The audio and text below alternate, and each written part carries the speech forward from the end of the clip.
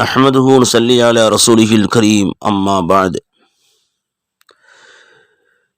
கண்ணியம் நிறைந்த பெரியோர்களே, அன்பிற்குரிய சகோதரர்களே,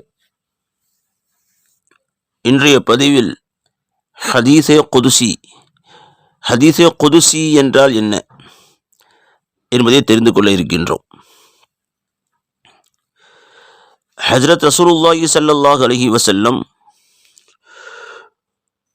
ஒரு செய்தியை சொல்லுவார்கள். சொல்லுகிற பொழுது அல்லாஹு தஆலா இவ்வாறு கூறினான் என்று அல்லாஹ் சொன்னதாக அந்த செய்தியை சொல்லுவார்கள்.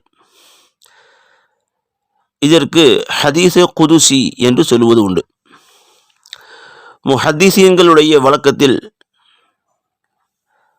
இவ்வாறு கூறுவார்கள். இந்த ஹதீஸே குதுசி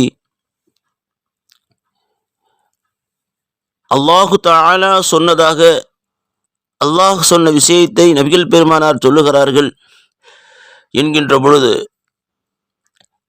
நமக்கு ஒரு கேள்வி வரும். குர்ஆன் மஜீதும் அல்லாஹுடைய கலாம் தான். அந்த குர்ஆன் மஜீதை, அல்லாஹுடைய கலாமை நபிகள் பெருமானார் ஸல்லல்லாஹு அலைஹி வஸல்லம் அவர்களுக்கு வஹியாக அறிவிக்கப்பட்டு நபிகள் பெருமானார் ஸல்லல்லாஹு அலைஹி வஸல்லம் நமக்கு சொல்லியிருக்கிறார்கள். அப்படி என்றால் குர்ஆன் மஜீதுக்கும் ஹதீஸே குதுசிக்கும் என்ன வித்தியாசம்? இதையும் அல்லாஹ் சொன்னதாகத்தான் சொல்லுகிறார்கள். குர்ஆன் மஜீதும் அல்லாஹுடைய கலாம், அல்லாஹ் சொல்லத்தான் ஜிப்ரீல் மூலமாக வஹியாக அறிவிக்கப்பட்ட நபிகள் பெருமானாருக்கு அறிவிக்கப்பட்டிருக்கிறது. இரண்டுக்கும் என்ன வித்தியாசம் என்று சொன்னால், குர்ஆன் மஜீதை நாம் தொழுகையில் ஓதுவோம், ஹதீஸே குதுசியை தொழுகையில் ஓத முடியாது. அப்படி ஒரு மனிதர் ஹதீஸே குதுசியை, இது அல்லாஹுடைய கலாம் தான், அல்லாஹ் சொன்னதைத்தான் நபிகள் பெருமானார் சொல்லியிருக்கிறார்கள், அல்லாஹ் சொன்னதாகத்தானே அறிவித்திருக்கிறார்கள், நாம் தொழுகையில் ஓதுவோம் என்று ஒருவர் ஓதினால் தொழுகை கூடாது.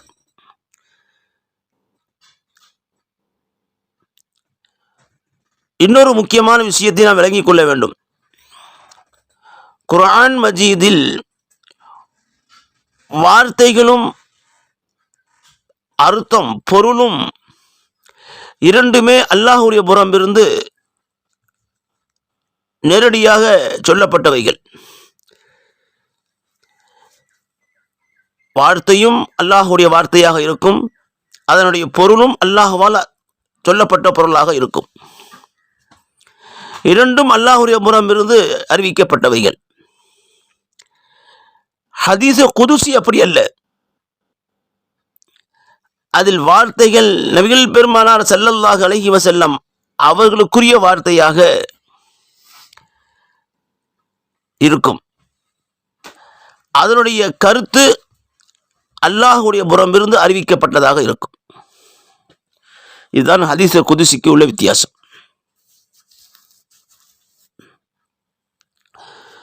இன்னொரு வித்தியாசம் இருக்கிறது. குர்ஆன் மஜீதை மாற்றம் செய்ய முடியாது. ஒரு வார்த்தை அல்ல, ஒரு எழுத்தை மாத்திரமல்ல, ஒரு நொக்தா, ஒரு புள்ளியை கூட திருமறை குர்ஆன் ஷரீஃபிலே யாராலும் மாற்றம் செய்ய முடியாது. கியாமத் நாள் வரைக்கும் அது பாதுகாக்கப்படும். அல்லாஹ் சவால் விடுகிறான், இது போன்ற ஒரு அத்தியாயத்தை உங்களால் கொண்டு வர முடியுமா?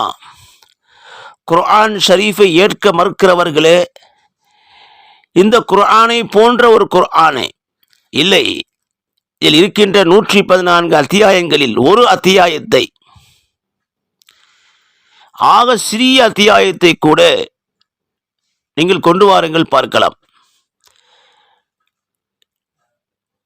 இப்படி ஒரு இலக்கிய நயமிக்க, கருத்து ஆழமிக்க ஒரு அத்தியாயத்தை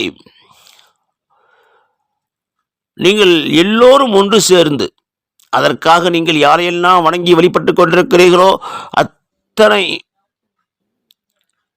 நபர்களையும் அழைத்து கொண்டு, உதவியாளர்களாக அழைத்து கொண்டு முயற்சித்து ஒரு அத்தியாயத்தை கொண்டு வாருங்கள் பார்க்கலாம் என்று அல்லாஹ் சவால் விடுகிறார். இது திருமறை குர்ஆனுக்கு அல்லாஹ் தருகின்ற சவால். கியாமத் வரைக்கும் யாரும் கொண்டு வரப்போவதில்லை. இன்று வரைக்கும் இல்லை, இனியும் இல்லை, கியாமத் வரைக்கும் கொண்டு வரப்போவதும் இல்லை. இதுதான் குர்ஆன் மஜீத். இந்த சேலஞ்ச், இந்த சவால் ஹதீஸ் குதுசிக்கு சொல்லப்படவில்லை. இது ஒரு வித்தியாசம். இன்னொரு வித்தியாசம் இருக்கிறது. குர்ஆன் மஜீதை மறுக்கிறவன் காஃபிராகி விடுவான். குர்ஆன் மஜீதை மறுக்கிறவன் காஃபிராகி விடுவான். ஹதீஸ் குதுசியை மறுக்கிறவன் அவன் காஃபிராக முடியாது.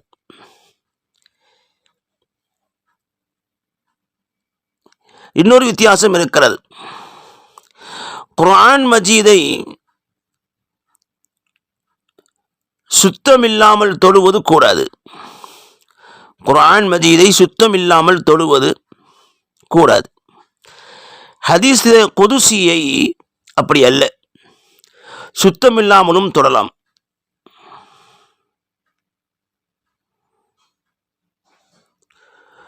குர்ஆன் மஜீதை சுத்தமில்லாமல் தொடக்கில் இருக்கிறவர், குளிப்பு கடமையானவர் ஓதுவதும் கூடாது. ஹதீஸ் குதுசி அப்படி அல்ல, அதை படிக்கலாம். இப்படி சில வித்தியாசங்கள் ஹதீஸ் குதுசிக்கும் திருமறை குர்ஆனுக்கும் இருக்கிறது என்பதை நேற்று நம்முடைய கல்லூரியிலே பாடம் நடத்தி கொண்டிருக்கிற பொழுது இந்த ஹதீஸை நாம் படித்தோம். அங்கே மாணவ மணிகள் கேட்ட கேள்விக்கு விளக்கமாக சொல்லப்பட்டது. நாமும் தெரிந்து கொள்வோம். வல்ல அல்லாஹ் அமல் செய்ய அருள் புரிவானாக. ஆமீன். அஸ்ஸலாமு அலைக்கும் வரஹ்மத்துல்லாஹி வபரகாத்துஹு.